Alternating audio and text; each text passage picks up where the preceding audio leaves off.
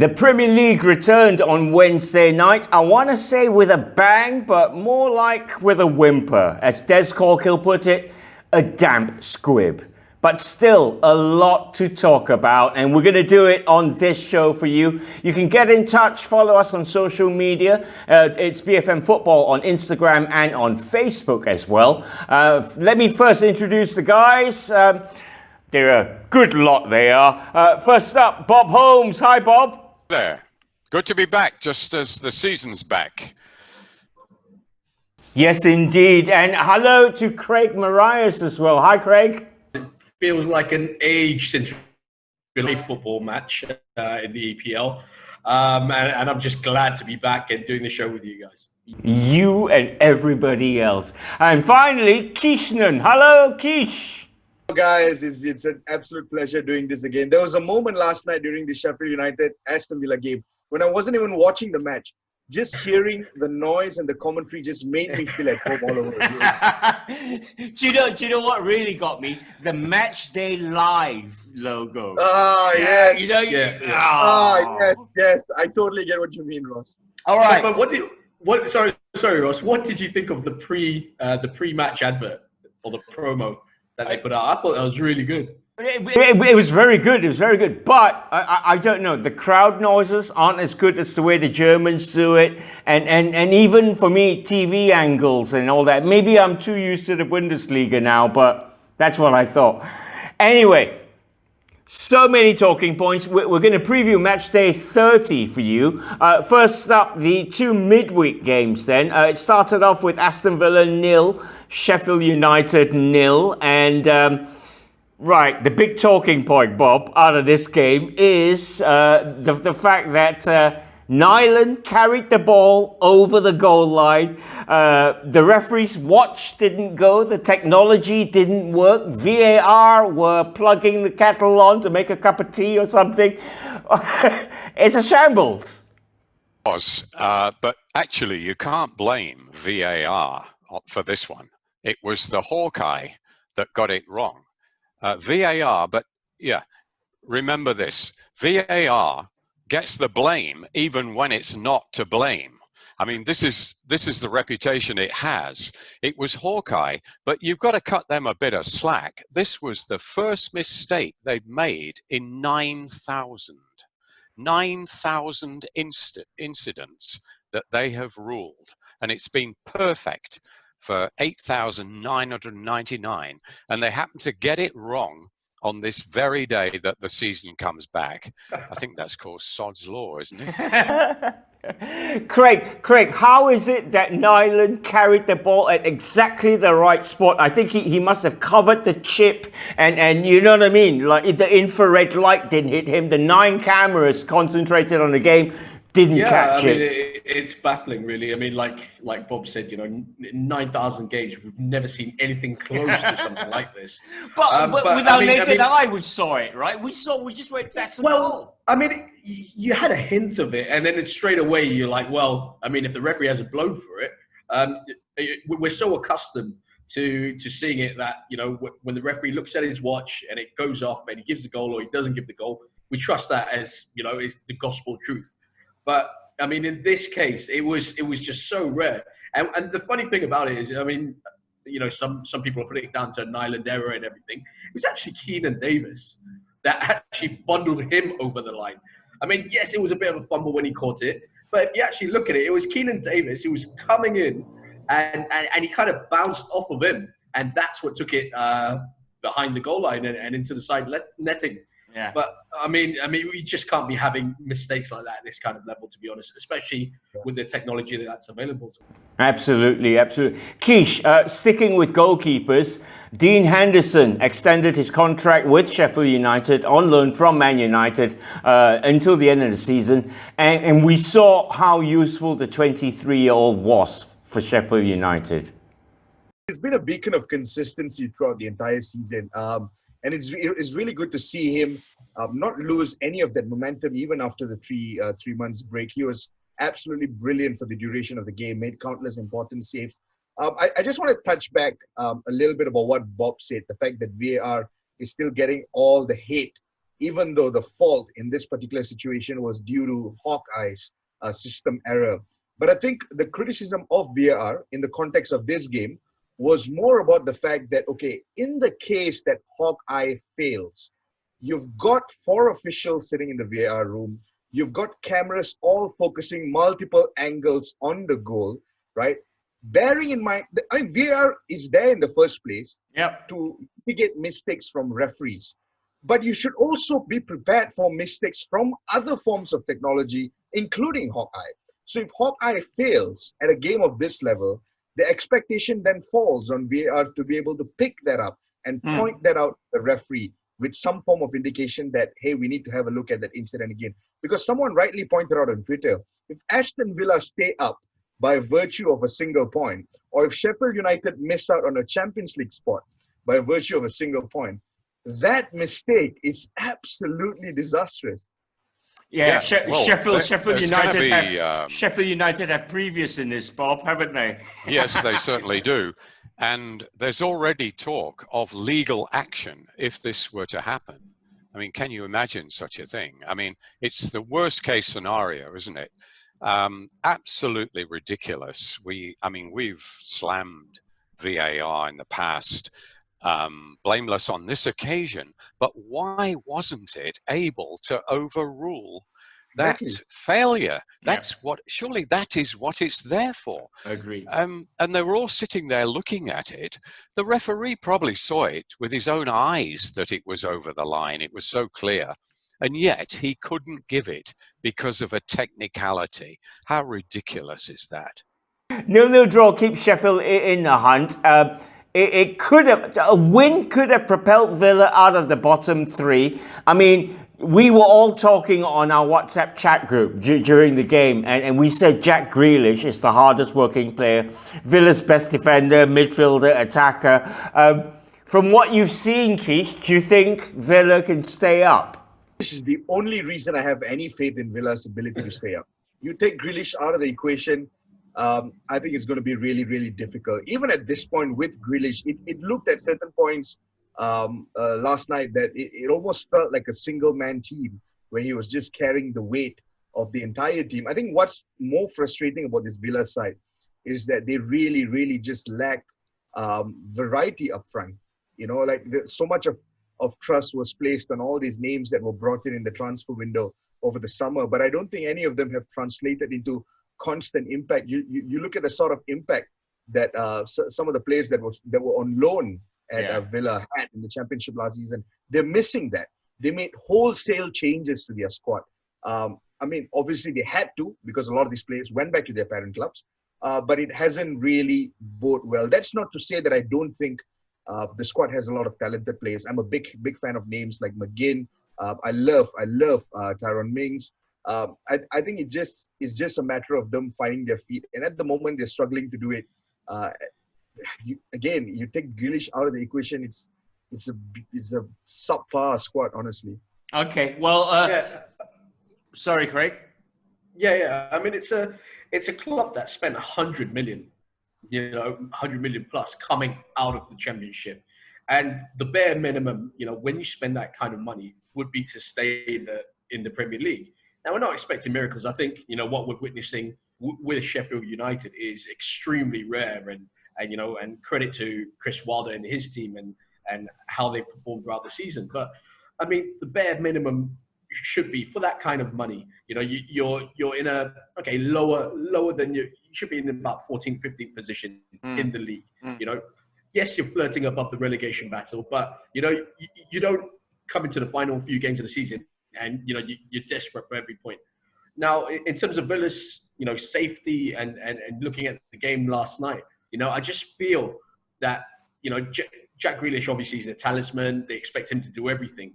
I mean, the last thing you want is your best attacking player to be in his own penalty area, tackling, passing the ball to his left back, trying to build up play from the back. And I think that's where Villa are really missing out on, because you've got someone like Keenan Davis, who, by the way, has not started a game in 3 years.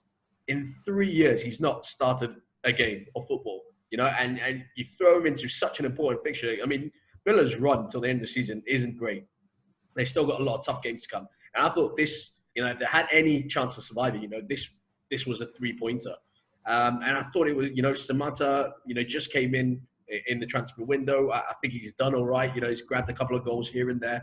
But to really place your faith in someone like Keenan Davis, however sharp he's been in training, I thought was a big risk. And I just don't think it worked. Okay, 0-0 then between Aston Villa and Sheffield United. Villa take on Frank Lampard's Chelsea at the weekend without Timo Werner. Not yet. But the other game that we witnessed on Wednesday night was the 3-0 win Man City had over Arsenal. My immediate reaction watching this game, guys, was, wow, higher standard. The players look fitter, faster. But at the end of the day, Bob Holmes, it was a game we will remember riddled with mistakes by a certain David Luiz. A disaster class was one headline I read. I think that sums it up. He didn't even start the game. He came on as a sub, yet he managed to star in it. And I think the authorities should start thinking about crediting defenders or anybody with assists for the other team. I think there should be a new column. And I know who would be top of it. I mean, he got 2 last night. In a less than an hour. No, but I still maintain that the guy does have something to offer. But I think he is just being played in his wrong position. He is not a defender. He could add something to a midfield, but he is not a defender. He's an absolute liability in defense. And I was amazed that, even though he came on as a sub, that Arteta still has faith in him as a defender. But I think Pep outpsyched his old number 2 here. He was saying all week that, City, we're not ready for this. We haven't done the preparation. We haven't had a proper pre-season. And it lulled a lot of people, journalists included, into thinking that maybe Liverpool could actually clinch the title at the weekend, because City could lose this game to Arsenal with Arteta so much to prove against his old boss and all that. He'd have Arsenal up for it. And I genuinely thought that Arsenal had a chance in this going into the game. Yeah. But of course, it was just pure psychology. I mean, City were as good as they were at the end of last season when they left off. And it was no contest. The game was absolutely no contest. And it was only a performance by Leno. I think the best performance we've seen from him. I've never been a big fan of his. I think he's kept more like Jay Leno than the real Leno. But he had a blinder last night. And had it not been for him, it would have been 5 or 6 to City. Yeah, and Arteta's got injury worries as well with Paulo Mari and Granit Xhaka stretchered off. Keesh, let's focus a little bit on Man City before we wrap up the midweek look. Nothing's changed there. It's still powered by a certain Belgian, Kevin De Bruyne, and he looks great, doesn't he? Yeah, Kevin De Bruyne was incredibly sharp. Again, I go back to what Bob said, right? The fact that Guardiola was sort of playing those mind games. I'd like to think that was less mind games and more of Guardiola setting really, really, really high standards for his teams. And even if they weren't able to hit those high standards, they were certainly able to hit standards that were more than enough to completely outclass Arsenal last night. And I think what I'm more interested in watching Man City over the next couple of games is to just see where that sense of motivation comes from, knowing that Liverpool are so close to the title, but what exactly is driving them? I'm really fascinated to find that out, to see this side of Pep Guardiola's managerial ability, which is the ability to motivate his players when there's very little to be able to clinch, especially in the context of the Premier League at the moment. But as you rightly pointed out, Ross, I mean, it's business as usual with Kevin De Bruyne running the show. David Silva was brilliant, right? Absolutely. Sterling looked sharp as well. So it was a terrific Man City performance. Let's now look forward to match day 30 then, which actually kicks off tonight, Friday night. Norwich are the first team in action. We'll kind of skip past that one and preview the big one. Spurs against Man United. It's a 3:15 a.m. kickoff. Let's start with you, Craig, and Manchester United. How do you think the team... Well, there's been a lot of talk. Rashford's back from injury. Pogba's back with full training with the side. Rashford, apart from training, also, I think he's in line to become British Prime Minister, isn't he? or Sir Marcus Rashford. It's. I mean, from Marcus Rashford's point of view, it's been a hell of a week. It's been a roller coaster of a week. I think he's handled himself absolutely fantastically, and he managed to push through what he was fighting for so hard. But back to the playing side of things, I can't remember Ole Gunnar Solskjaer having such a fully fit squad, this season. And, you can say what you want about United and how far behind they are from Liverpool, from City. And it is a big distance. It's a distance that they definitely should not be. But there's nothing like having a fully fit squad. And when you lose the likes of Paul Pogba, a World Cup winner, a fantastic talent, world class in my opinion, for majority of the season, it's always going to damage. And it's, for me, I equivalent that to Man City losing Kevin De Bruyne, for that period, which obviously would affect a team like City. Looking into this game, and I just feel that United have something about them. Ahead of this up, just before the lockdown, they were in fantastic form, second in the form table, only to Liverpool. Beating Man City, that would have given them an extra edge. Just heading into this match against Spurs. Now, whether this takes the wind out of their sails a bit, remains to be seen. But everyone's facing that. Everyone's kind of starting from scratch. So it'll be really interesting to see how Ole copes with this. Does he throw Pogba straight into it? I think if he does throw Paul Pogba straight into it, I think people like McTominay and Fred, who have performed really well in his absence, will feel hard done by. But I expect Pogba to feature at some point. I expect Rashford to start. Okay. Let's take a look at Spurs then. I want to say they've behaved during the lockdown, but we've all seen the papers.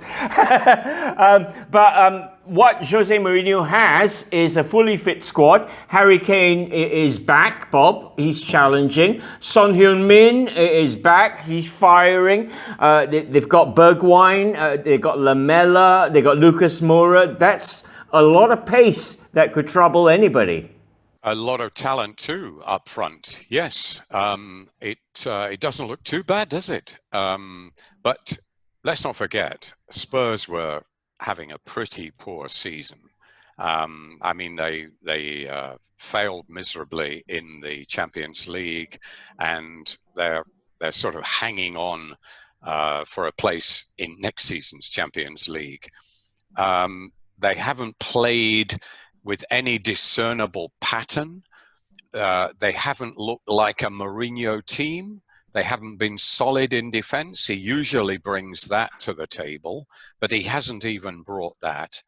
And it's very hard to know what to make of Spurs. Perhaps the run-in with a full squad, with Harry Kane and Son back, those two in particular back, that will tell us what Spurs are really about.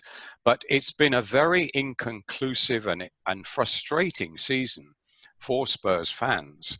And now, having spent so lavishly on the stadium at the expense of the squad, we now see it empty. And I do feel for Spurs. This ground, magnificent though it is, it will feel more empty than any other ground. You know what I mean? Yeah. It's absolutely, it's a spaceship that landed in North London. It's magnificent. And it's got all those eateries and bars and all that potential income that isn't going to come in to Daniel Levy's pocket. I mean, really, you've got to feel for the guy. Yeah. I mean, they banked on this, and they are going to suffer more than anybody, I think, from the COVID and the social distancing, the empty grounds. But getting back to the playing arena, yes, this is a very good chance for Spurs to make a statement and say that they are back. They are serious contenders for a Champions League place. And although they won't have the crowd behind them, they could actually upset United here. I've got a feeling Mourinho will have them up for it. I'm sure he's going to be working on them, the mind games and all that. So I kind of have a hunch that Spurs might nick this. All right, it's a 3:15 a.m. kickoff. Man United away at Tottenham Hotspur. Don't forget the guys have the big shouts coming up as well. We continue then our look at match day 30.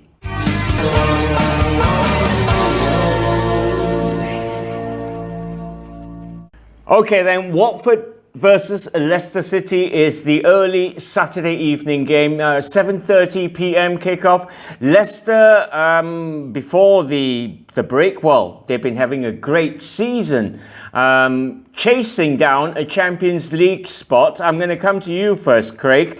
Brendan Rodgers and this Leicester City team, are they to be reckoned with? You can't argue, if we're going by the season so far. He's done a remarkable job to get Leicester to where they are in the league right now, which is in third place. And you look at the team and with Vardy up there, Maddison's having a great season. Harvey Barnes is coming to his own. And you think about, when Harry Maguire left, the question marks were there. Soyuncu has come in and stepped in. Johnny Evans is like a new footballer. He's discovered how to play all of a sudden, and add that to Ben Chilwell, who's England's, starting left back now. Brendan Rodgers has done a fantastic job. However, just before the break, it seemed like the wheels were coming off. We always question this, and similarly to when they won the league, we always question when is this going to stop? When is this run going to end? And at some point, this momentum can't keep going on. It didn't, a few years back. It didn't when they won the title. But heading into this, I think they had one win in 5. Just before the break, and you just felt okay. There might be signs of slipping up, and I think teams like Chelsea, United, Wolves, who were just behind them, kind of smelt. Okay, we might have a sniff here of going to a place higher. I think this will be such a fantastic match, to be honest with you. I really think, despite Watford's form going into it, I think they're capable of pulling off an upset. I really do. Okay, Keesh, sticking with Leicester, Jose Perez apparently is a big injury doubt. Ricardo Pereira, Daniel Amati is out for them. Now, Pereira is probably one of the best right backs in the league this season. They're big misses, aren't they? Pereira is probably one of the best right backs in the world at this point. He's been absolutely brilliant for Leicester City throughout the season. He runs up and down the flanks, he tracks backs, he contributes when it comes to that attack. And that has been such an important fulcrum of Leicester's season and system under Brendan Rodgers, where they've got these exceptional fullbacks. On one hand, you've got Ben Chilwell, who does exactly the same as well, push up and down. So not having Pereira will obviously be a blow. I think Jose Perez not being part of the squad is also a bit of a blow as well. I think the one thing that Leicester have come to realize is that they've obviously got a lot of quality in the side. I don't think anyone questions or denies that, especially in midfield. Wilfred Ndidi is being linked with the biggest clubs in world football at the moment. Harvey Barnes has been brilliant. Everyone knows about James Maddison as well. He's exceptional.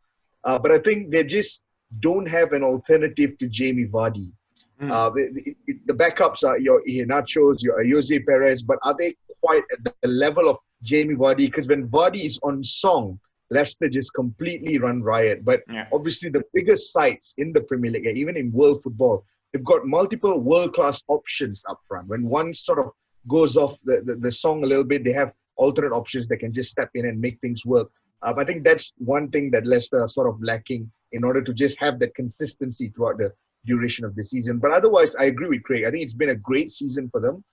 What's going to be key now is just ensuring that they can get off the blocks really, really quickly, starting with the game against Watford, which, by the way, even if you look at the corresponding fixture that took place, it wasn't an easy one. Leicester did win, but they were made to work really, really hard in that game.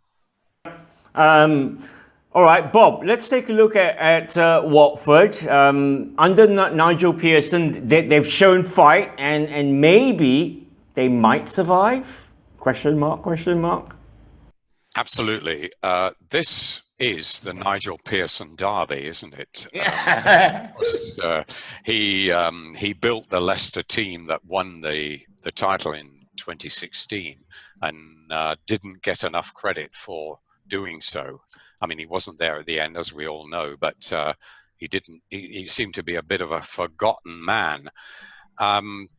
He took over Watford when they looked as if they were doomed, and he gave them the kiss of life.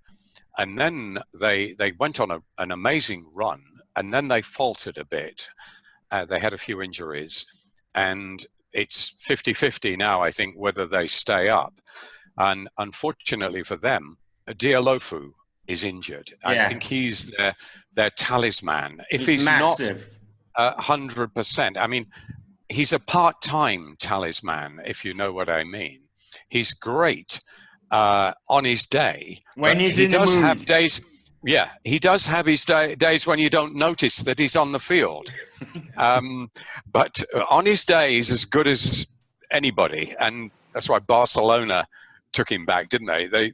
They actually thought he was up their level, but he didn't quite cut the mustard there. But he is a big factor. He's missing, but they do have Troy Deeney back. It didn't look as if he would come back at one stage during the lockdown when he was going on about the risk and all that, understandably, because he had a very young child and didn't want to take any health risks. But he's now come round to thinking that it's pretty safe, and he's captain of the club, and he wants to play a captain's role in their survival. So, yes, I agree. This could be a cracking game. It's an early Saturday evening game, isn't it? It could be just a very, very good game. It may not look fantastic on paper to many people who only look at the top six, but I think this has got the ingredients of a cracker. And I actually fancy Watford, even without Dialofu.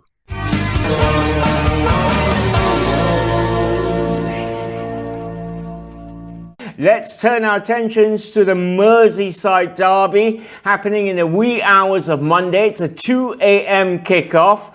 Keesh, coming to you first. Liverpool fans are gagging. They know they're 2 wins away from the title, and it's just a matter of time, right? Absolutely hate the fact that you came to me first with this question. But yeah, it really is a matter of time, honestly, for this Liverpool side. 22 points is, we talk a lot about the fact that this restart is essentially like a whole new season, a whole new compressed version of a season, right? Where it's about who prepped best during the mini preseason, who is going to get off the blocks really quickly. But I don't think this context applies to Liverpool, simply because the gap is just too big. Even if they half-heartedly play the remainder of the season, they will end up getting enough points to win the league. The only thing that matters is how fast they do it and when do they do it. And obviously, against a team like Everton, they would want to get the win, not just to edge that one bit closer towards the title, but also the fact that it's a Merseyside derby. It's a massive fixture. I'm fascinated to see how the players respond on the pitch. Obviously, there's been that one news, which is the fact that they've now lost out on Timo Werner, a player that they were supposedly coveting to bring him into the side, but they've now lost out on him. And Liverpool are a side that respond and act very quickly, especially in the last couple of years in the transfer markets. So I would like to see how the players respond to that in their first game upon the project restart. But make no mistakes, it's a huge fixture. for Everton as well, for Carlo Ancelotti, and he's got players like Andre Gomez back in the side. So this should be an absolutely cracker of a tie. But it's just a matter of time, really, Ross. It's not even a question anymore. It's just a matter of time. Okay, I'm coming to you now, Bob Holmes. What's Don Carlo going to have up his sleeve here? Theo Walcott's out. I don't know. Can he get Moise Keane firing? Well, I don't think Walcott would have been much to have up your sleeve, to be honest. He's been a flop, hasn't he? Basically, nothing like what we expected. No, I think Everton will actually be relieved that Liverpool can't win the title on their ground.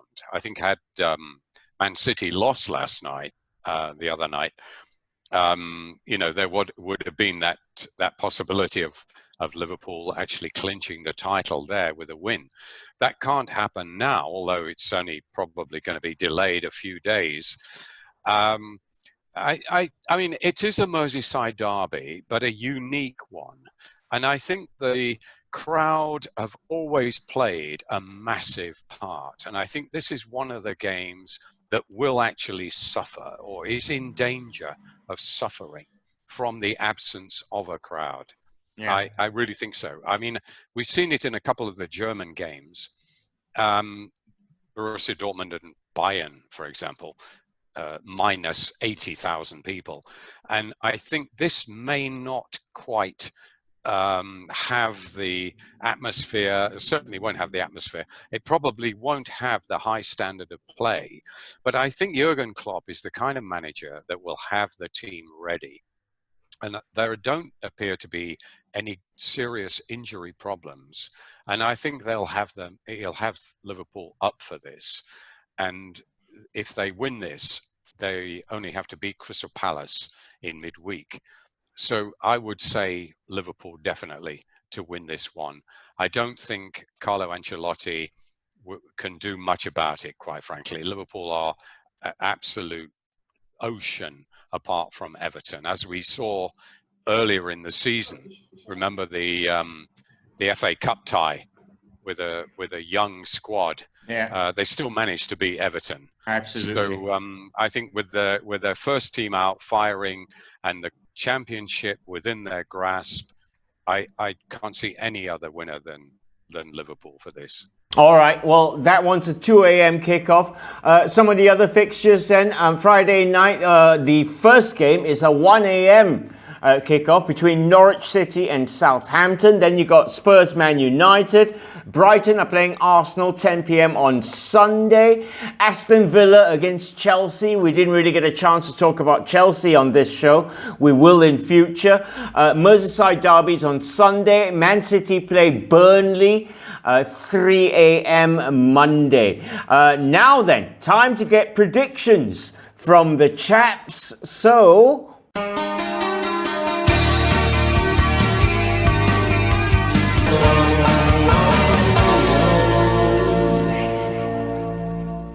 let's start with you, Craig Marias. Yeah, just going on the fixtures, some really tasty ones. I mean, Everton, Liverpool, as Bob said, you could see something going on there. I think Liverpool would be up for it. But the one that I'm going to go for is the match that I mentioned earlier, and I think Bob did too. This is Watford versus Leicester. Now, Watford are really down. They need the points. I think Leicester going into this, I mean, the break could have done them a world of good. It would have given them an opportunity to reset. But I just think that Watford could pull something off here. I'm going to go with Watford 2, Leicester City 1. Very nice indeed. What about you, Keesh? What's your big shout for the weekend? I'm going to go to the North London section where it's Spurs versus United over the weekend. I think there's a lot of feel-good factor within the United squad at the moment. Players are back fit. I think everyone is happy to see Ighalo stay for the rest of the season as well, even till January. And most importantly, what Rashford did has definitely played some form of an influence over the dressing room morale. And I think all that, when you think about the fact that Pogba is back, the Bruno Fernandes show could very well continue as well. So I think Man United are good value to get a win over Spurs this weekend. I hope Keesh is right. I really do. Bob Holmes. You and me both. You and me both. Bob Holmes, what's your big shout? I'm going to go for Spurs. Okay, I hear what you say, what you three Manchester United fans say. I'm outnumbered here. But I'm not convinced that Pogba is even going to start. I mean, I think this is shocking. The fact that you compared him earlier on, Craig, to Kevin De Bruyne. I think he's got more natural talent than Kevin De Bruyne. But to compare his influence and impact on the team to what Kevin De Bruyne has done at Man City, they're light years apart. Where has he been? It's not even been conclusively proved that he was injured. No, we haven't had. No, he was injured initially, but where was he for the second half of that long period? No, the guy's mind, his whole attitude is just not there. Okay, we've read that there's hope that there'll be a link between Bruno Fernandes and him, but they played practice matches with Fernandes' team against Pogba's team. I thought they should have been in the same side, shouldn't they? They were against West Brom. Well, okay, once or twice, but they did play on opposite sides. I thought every single moment, if you're trying to build a partnership, you should be building an understanding, and I don't think they've done that actually. I mean, on paper, it looks as if they should have an understanding, but potentially it's good. But I don't think they've got it yet. And as I say, I don't think he's even going to start. And I think Mourinho will have Spurs up for this. They've got Harry Kane back. I mean, Harry Kane. I mean, he's almost a forgotten man. Son. I mean, that is a huge difference, isn't it, to Spurs? Those two players, I mean, they are the two stars of Spurs. They are a completely different team with those two guys in it. And United's defense, okay, it's improved, but I don't think it's rock solid. And I can see Spurs winning this. Mourinho magic. He's not lost it totally. Okay, I'm going to give myself a big shout. Marcus Rashford for PM in 25 years' time. And less. Yeah, less. Absolutely. Next election. And that wraps up then our show, our very first show. Hope you've enjoyed watching it. Many thanks to Bob Holmes, to Craig Marias, to Keishnan, and to you guys as well. We'll be back on Monday on radio, on BFM Radio, so check us out at 8 p.m. We'll be back here next Friday. Bye for now. Now then, it's a quick game. The referee looks at his watch. Any second now, it will